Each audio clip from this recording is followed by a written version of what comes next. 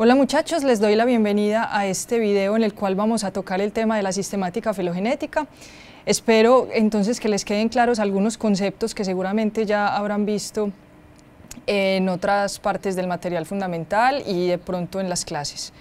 Muy bien, cuando estamos haciendo sistemática en cualquier contexto dentro de la biología, lo que estamos haciendo es clasificando a los organismos.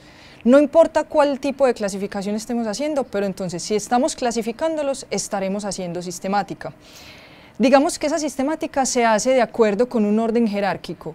Entonces lo que observamos es que se van conformando con los organismos a los cuales se les quiere hacer la clasificación, se van conformando, digamos, agrupaciones.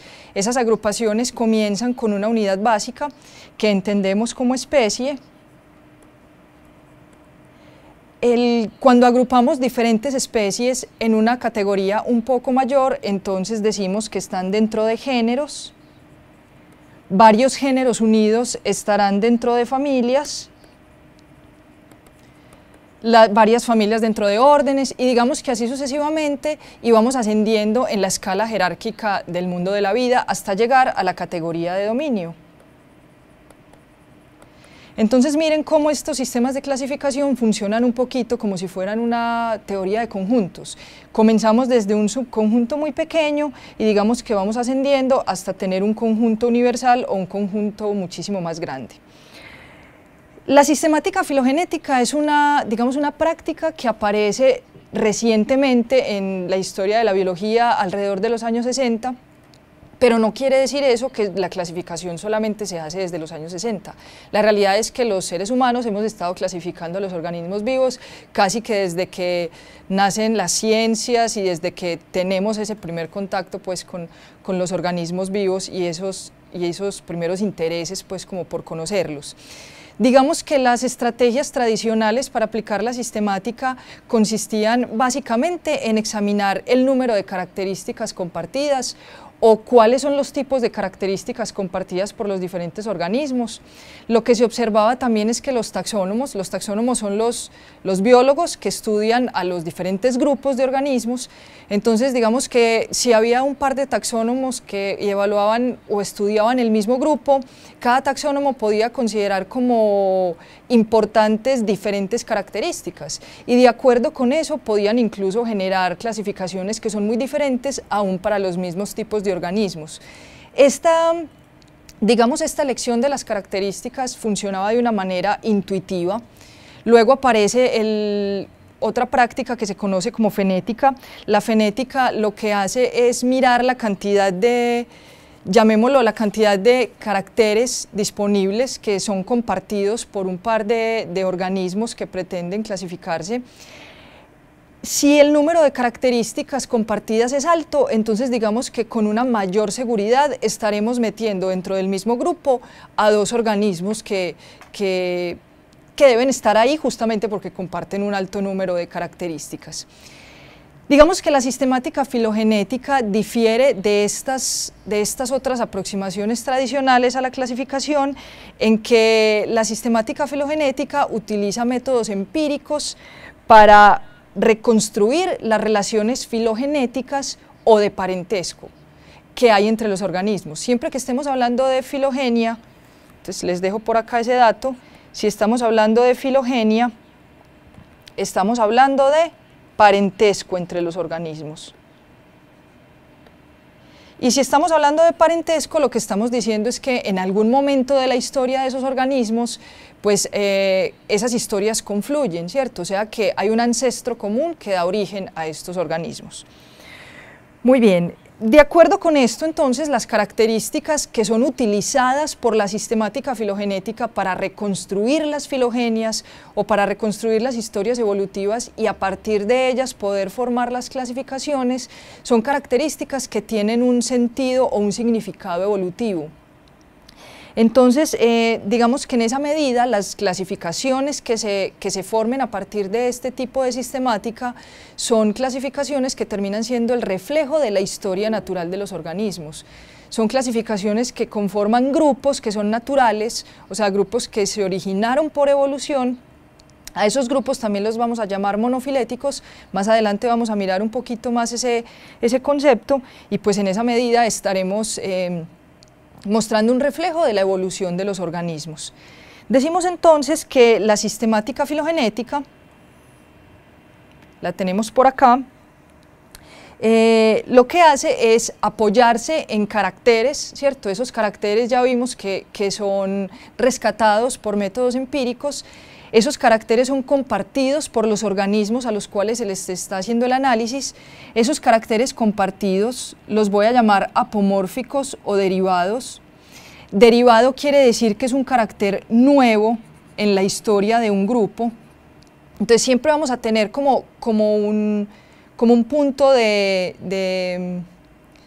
digamos de partida. Tenemos un carácter ancestral, que es el que está presente en los ancestros, y tenemos un carácter que es nuevo o derivado, que es el que está presente, digamos, en los organismos que estamos evaluando en ese momento.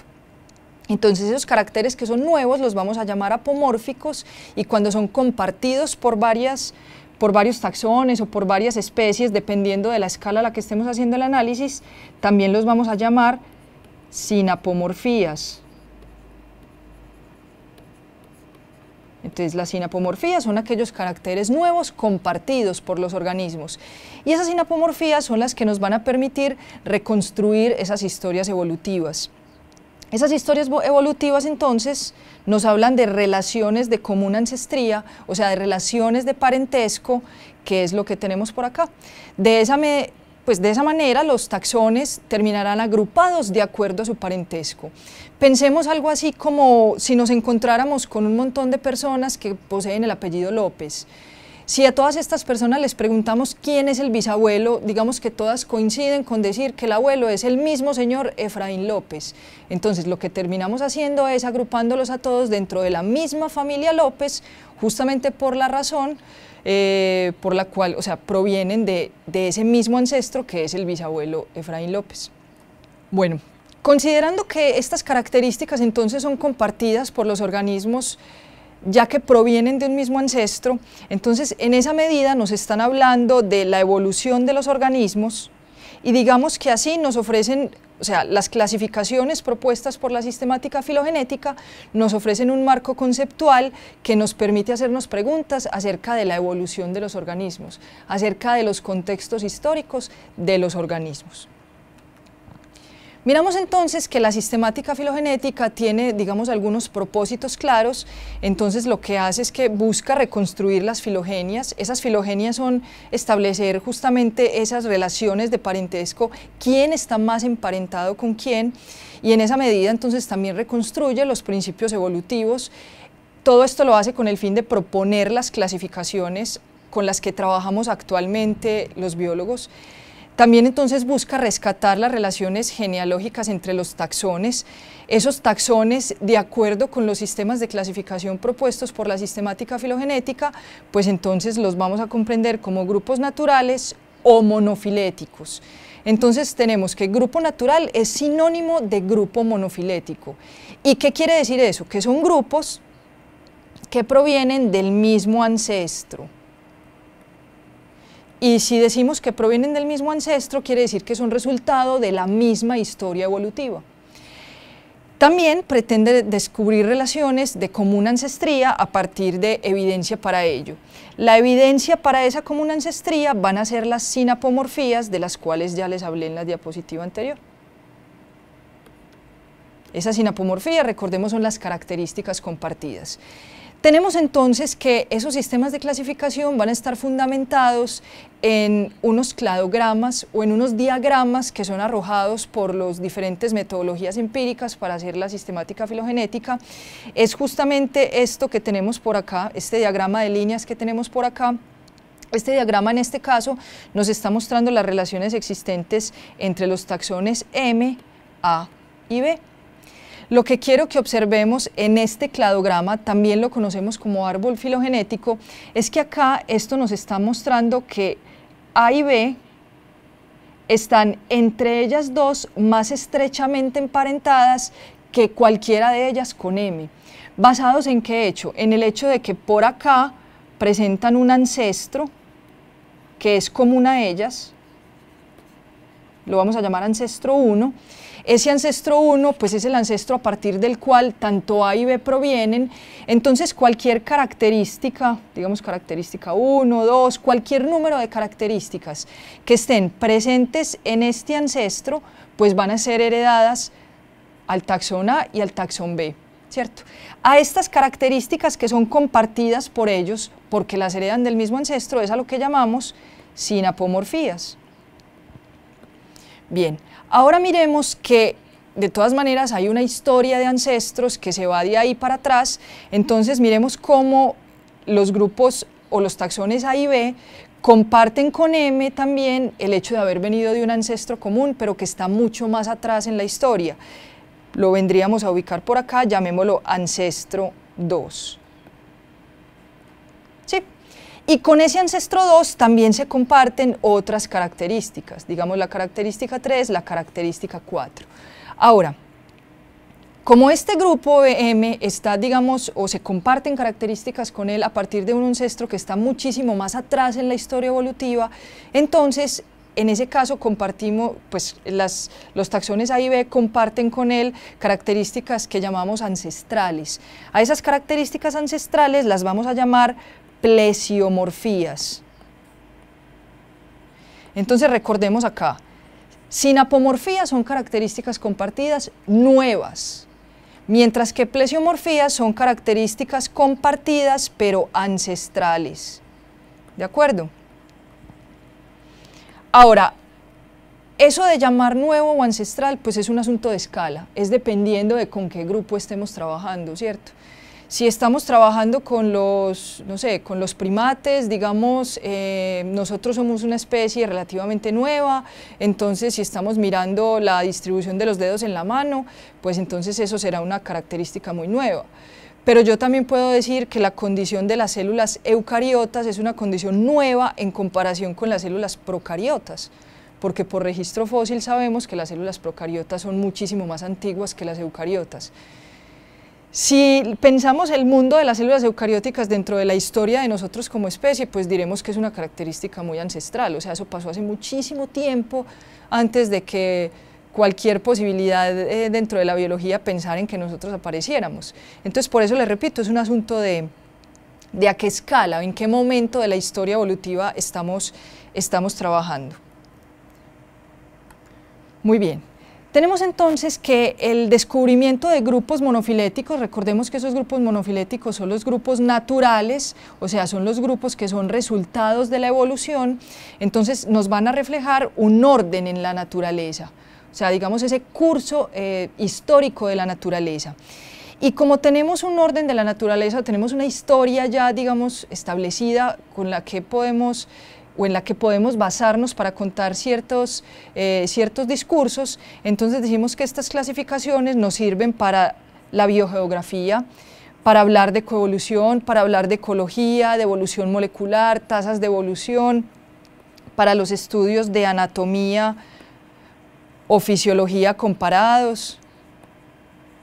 Entonces, en cualquier contexto biológico que requiera de un marco conceptual histórico, va a ser fundamental el uso de clasificaciones que provengan de análisis filogenéticos. Tenemos por acá entonces que necesitamos entonces familiarizarnos con un lenguaje que hace parte de la forma como vamos a entender a los cladogramas. Entonces los cladogramas son este diagrama que tenemos acá al frente, recordemos que también le decimos árbol filogenético. En ese cladograma lo que tenemos ubicado son un montón de taxones, ¿cierto? Esos taxones son estos de acá, los taxones están aquí decimos son los terminales, esos taxones pueden ser a diferentes escalas, o sea, un taxón puede ser una especie, o puede ser una familia, o puede ser un filum, o puede ser un reino, dependiendo a qué escala estamos haciendo el análisis.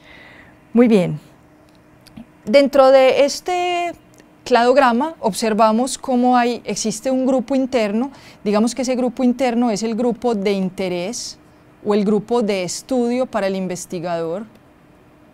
¿sí? Entonces es el grupo que el taxónomo está sometiendo al sistema de clasificación o está evaluando para mirar cuáles son las relaciones presentes entre él. Tenemos aparte un grupo externo. Ese grupo externo está conformado, digamos, como por dos subunidades. La primera subunidad la vamos a llamar grupo hermano. En este caso, todo esto vendría a ser el grupo hermano de todo este que es el grupo interno. ¿Sí ven? Grupo hermano, ¿a partir de qué punto? A partir de este punto de, digamos, de este evento de especiación. Muy bien, entonces ese grupo hermano es el grupo, digamos, que está más cercanamente emparentado con nuestro grupo interno, ¿sí? O más cercanamente que cualquier otro grupo que pueda existir. Dentro de ese grupo externo también encontramos digamos, este otro grupo, que es un grupo que está mucho más lejano en términos de parentesco y que lo utilizamos con propósitos comparativos. Esos propósitos comparativos tienen que ver con algo que conocemos como la polarización de caracteres. Polarización de caracteres. Entonces, miren que si aquí hay caracteres que son compartidos por los diferentes organismos, necesitamos averiguar de esos caracteres compartidos cuáles son los ancestrales y cuáles son los derivados, ¿cierto? Entonces observemos que los caracteres ancestrales van a ser aquellos que se comparten o que están presentes en el grupo externo, mientras que los caracteres derivados o las apomorfías o sinapomorfías van a ser caracteres que solo están presentes dentro de mi grupo interno. Observemos, por ejemplo, no sé, el caso de las plumas. Si quisiéramos hacer un análisis con diferentes organismos y mirar el caso de las plumas. Entonces, en el caso de las plumas, si la característica es las plumas, podemos tener dos condiciones, que estén ausentes o que estén presentes. Digamos que esos van a ser nuestros dos estados para ese carácter, ¿cierto? Digamos que tanto el taxón A como el B como el C tienen plumas que están presentes. ¿Eso qué nos lleva a decir? Que en algún momento de la historia de los ancestros que dieron origen a los organismos o a los grupos A, B y C, pues aparecen las plumas. Resulta que en este grupo externo las plumas están ausentes. Entonces esto nos permite, digamos que en este grupo hermano también están ausentes, entonces esto nos permite establecer que el origen de las plumas, entonces las plumas comienzan a estar presentes, digamos por acá. Y de esta manera se explica que la hubieran heredado tanto A como B como C. Pero como el grupo hermano N y el grupo externo M no los presentan, entonces decimos que la condición ausentes es el estado ancestral, mientras que la condición presentes es el estado derivado o nuevo. ¿De acuerdo? Tenemos por acá, les voy a borrar un poquito para poner otros términos. Tenemos por acá que a estas líneas que nos van a conectar, digamos, un punto o un evento dicotómico, que es esto que observamos acá, que es un punto a partir del cual salen dos ramas. Entonces a cada una de estas líneas que nos conecta con un terminal la vamos a llamar rama. Ya sabemos que esos terminales son los taxones. Por acá tenemos estos eventos donde se da una diversificación o un evento dicotómico. A ese evento lo llamamos como evento de cladogénesis, o sea que es el punto en el cual se van a conformar dos ramas distintas, que bien pueden ser dos clados distintos. A ese punto lo vamos a llamar nodo. Tenemos además estos fragmentos de acá, a los cuales conocemos como internodos. Esos internodos lo que hacen es conectarnos dos eventos de cladogénesis o dos eventos de especiación. Finalmente lo que sucede acá son eventos de especiación, o sea, aquí se originan dos linajes distintos, ¿cierto? Entonces el internodo lo que hace es conectarnos esos diferentes eventos de especiación y además implican que en este transcurso de tiempo hay al menos una especie ancestral. Decimos al menos porque pueden ser más, pero entonces al menos hay un ancestro que aparece en este momento y que va a dar origen a ese grupo que aparece pues a partir de ahí. Y por acá tenemos digamos esta otra rama finalmente, o este otro internodo más bien, que lo vamos a llamar raíz. Digamos que este es el internodo más basal o que más atrás se encuentra en nuestro cladograma. Acá tenemos, en realidad tenemos el mismo cladograma. Lo que pretendemos acá es que podamos establecer que diferentes agrupaciones hechas con base en un cladograma pueden llevarnos a interpretar cómo un grupo es monofilético o parafilético o polifilético. Vamos entonces a ver qué quiere decir todo eso. Antes necesitamos tener claro un vocabulario que ya hemos venido trabajando. Entonces taxón, recordemos que taxón es cualquier agrupación que puede ser desde el nivel de especie o a cualquier otro nivel dentro de las categorías taxonómicas, que está formado por organismos que comparten ciertas características. En este caso los taxones son C, B, A, O, N, M, o sea, todos los que están en los puntos terminales.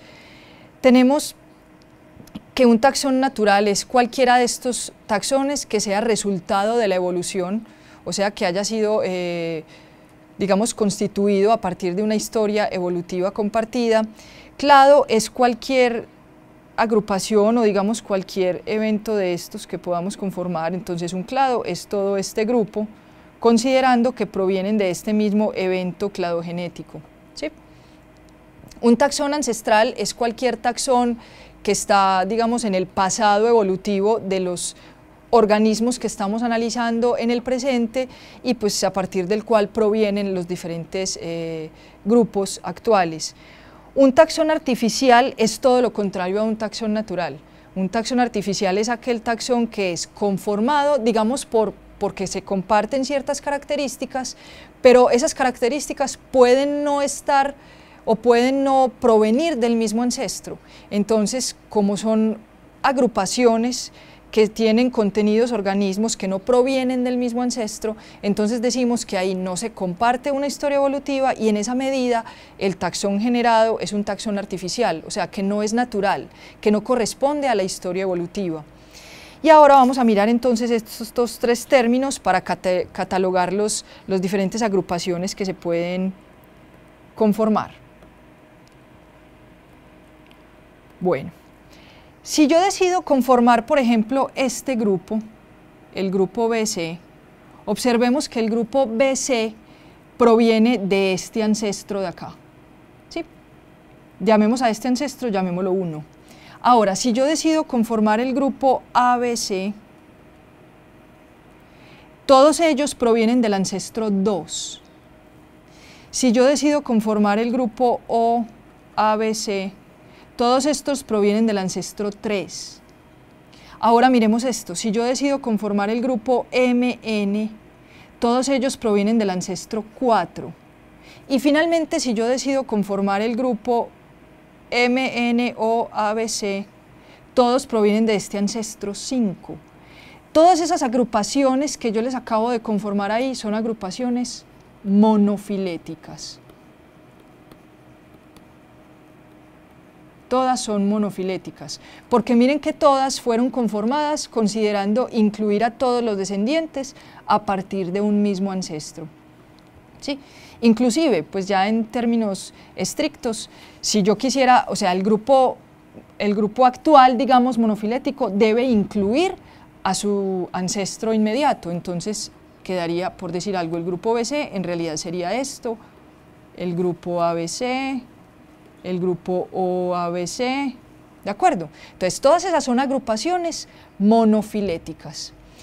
Ahora, resulta que yo me encuentro con un sistema de clasificación que, por decir algo, fue desarrollado a partir de sistemática tradicional o a partir de fenética, y ese sistema de clasificación me agrupa los siguientes organismos, o los siguientes taxones, O, A, B. Resulta que si yo voy a probar ese sistema de clasificación sobre este cladograma que tengo acá, lo que yo puedo observar es que hay un descendiente que proviene también de este mismo ancestro que no fue incluido en esa clasificación. Entonces, cuando tenemos sistemas de clasificación que dejan por fuera descendientes que provienen a partir del mismo ancestro, estamos hablando de sistemas o de grupos que son parafiléticos.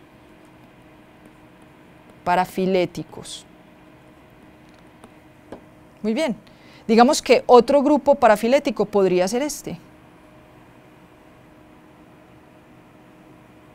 En este caso el ancestro común es este, pero estamos dejando por fuera a M, no lo estamos incluyendo. Entonces, en esa medida, el grupo conformado por todo esto también es un grupo parafilético. Ahora miremos esta siguiente posibilidad. Tenemos un grupo conformado por N y por A, B y C. Observemos que N proviene de este ancestro directo, ¿cierto? Y A, B y C provienen de este ancestro directo. Cuando el grupo que estamos evaluando nos damos cuenta por un análisis filogenético que está conformado por organismos que provienen de ancestros que son diferentes, estamos ante lo que conocemos como un grupo polifilético. Resulta, muchachos, que para los sistemas de clasificación actuales ni los parafiléticos ni los polifiléticos nos gustan. Y eso de que no nos gusten simplemente es que como no son grupos que son resultado de la evolución o de la historia natural, entonces son grupos que no nos sirven para trabajar en contextos biogeográficos, en contextos de anatomía, en contextos en donde pretendamos explicar la evolución de caracteres, de comportamientos, porque simplemente, o sea, si un comportamiento es exhibido por N y por A, B y C, y pretendemos explicar la historia de ese comportamiento, vamos a tener que contar dos historias distintas, porque una tiene que ver con este ancestro y otra tiene que ver con este ancestro. Entonces, en ese sentido, digamos que no nos ofrecen un contexto histórico para poder hablar de los organismos. Por eso es que los sistemas o los grupos que preferimos para las clasificaciones actuales son los monofiléticos. Estos son los que tienen, digamos, una clasificación una evaluación perfecta para hacer las clasificaciones. Ahora quiero que miremos entonces un ejemplo que es, digamos, real y que yo sé que seguramente pues ustedes conocen también porque pues esto lo ve uno desde el colegio. Entonces lo que quiero que miremos es cómo desde un punto de vista clásico, desde la sistemática clásica, los vertebrados, que son un subfilo dentro de los cordados, que son un filo dentro de los animales, digamos que han sido clasificados en varias clases. Entonces tenemos la clase peces, tenemos la clase anfibios, tenemos la clase reptiles, la clase aves y la clase mamíferos. Muy bien. Eso es lo que ustedes seguramente conocen, ¿cierto? Entonces, desde este punto de vista, digamos que todas estas agrupaciones están al mismo nivel. Lo que nos falta es establecer cuáles son las relaciones evolutivas que hay entre esas diferentes clases. Resulta que una vez se someten al análisis, digamos, las aves y los reptiles, nos encontramos con el siguiente asunto. Resulta que las aves están estrechamente emparentadas con los cocodrilos, más que con cualquier otro organismo que podamos observar en la actualidad. ¿Sí? Entonces, ahí lo que estamos observando es que las aves son el grupo hermano de los cocodrilos. Resulta que evaluando evidencia fósil y ya evaluando, digamos, diferentes características morfológicas, que además van a ser esas apomorfías que son compartidas por ellos, esas características nos permiten conformar un grupo, que es el grupo que les voy a formar acá, que se conoce como Arcosauria. ¿Sí? Entonces ese grupo Arcosauria pues tiene varias características que son compartidas, que pues en este caso no vamos a mencionar, pero entonces nos permiten asociar a las aves junto con los cocodrilos. Y miren que son características que no son compartidas entre ellos y otros grupos diferentes de reptiles. Dentro de Arcosauria encontramos también a los famosos dinosaurios, que vendrían a estar por acá. ¿Por qué los ubiqué en este punto y no por detrás de los cocodrilos? Porque resulta que según evidencia fósil se sabe que los cocodrilos divergieron del resto de organismos de Arcosauria muy temprano en la historia evolutiva de los Arcosauria. Entonces, en la realidad, cuando tomamos fósiles de los dinosaurios y hacemos los mismos análisis filogenéticos, nos encontramos que las aves están muy estrechamente emparentadas con esos dinosaurios. Podríamos inclusive decir que las aves son como los descendientes directos de los dinosaurios, o inclusive podríamos decir que son los dinosaurios que existen hoy en día, ¿sí? Porque pues hay una forma de decirlo y es que todos los dinosaurios se extinguieron, pero resulta que no. Si las aves están presentes y provienen de los dinosaurios, quiere decir que no todos los dinosaurios se extinguieron. Muy bien. Quiero que observemos también cómo este grupo Arcosauria viene a ser el grupo hermano de otro grupo que tenemos por acá, que se llama Lepidosauria. Lepidosauria. Y dentro de Lepidosauria encontramos a Squamata, que es el grupo que nos asocia a las serpientes y a los lagartos. ¿Qué es lo que quiero que resaltemos acá? Miren que de acuerdo con esta clasificación tradicional, pues hubiéramos dicho, no, pues es obvio que un cocodrilo está más emparentado con un lagarto que con un ave. Y resulta que no, muchachos, resulta que ya aquí vimos que las aves están más estrechamente emparentadas con los cocodrilos que cualquiera de ellos con otros reptiles distintos. Ahora miremos qué implicaciones tiene esto en términos de clasificación y en términos de sistemática. Tanto los cocodrilos como los Squamata es lo que conocemos como reptiles. Bueno, en realidad por aquí nos están faltando más atrás las tortugas y no sé qué, pero pues para el análisis nos interesan estos acá. Esto es lo que conocemos como reptiles. Y yo tengo que los reptiles son una clase y que las aves son una clase distinta. Pero miren que desde este punto de vista, mantener reptiles en su estatus, digamos, tradicional, quiere decir que estamos dejando a un descendiente por fuera del sistema de clasificación, lo cual hace que los reptiles sea un grupo parafilético. ¿Sí recuerdan la diapositiva anterior? Que son grupos que no incluyen a todos los descendientes que provienen del mismo ancestro.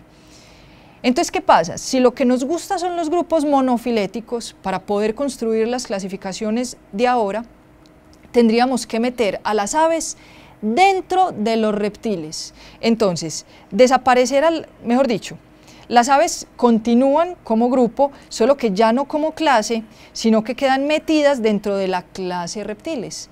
Y desde ese punto de vista, digamos que ya la clase reptiles sí se constituye en un grupo monofilético. Entonces miren cómo estos análisis filogenéticos pueden tener serias implicaciones en los sistemas de clasificación que hemos venido trabajando, digamos, tradicionalmente. Bueno,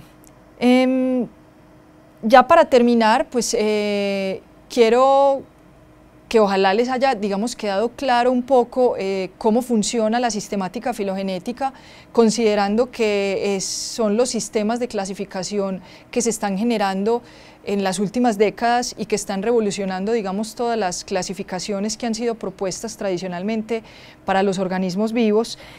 Quiero recordarles que pueden observar el resto del material fundamental que hace parte de la unidad, también la bibliografía que es sugerida, y bueno, despedirme de ustedes y hasta luego, espero verlos en un próximo video.